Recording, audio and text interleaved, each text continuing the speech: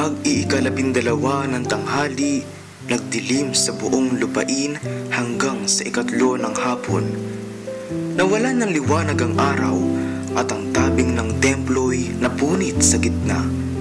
Sumigaw ng malakas si Jesus, "Ama, sa mga kamay mo'y ipinagtatagubilin ko ang aking espiritu."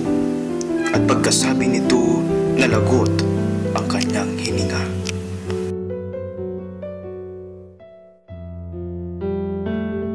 Sa huling sandali ng kanyang buhay, lubos na pagmamahal at pagtitiwala pa rin ang alay ni Jesus sa kanyang Diyos Ama. Isa itong hamon sa ating mga mananampalataya. Maraming hamon at suliranin ang dumarating sa ating buhay. Ang ating Panginoon ay laging nariyan upang gumabay sa atin. Naway tulad ni Jesus, ating ialay ang lubos na pagtitiwala at pagmamahal sa Kanya sa lahat ng oras ng ating buhay.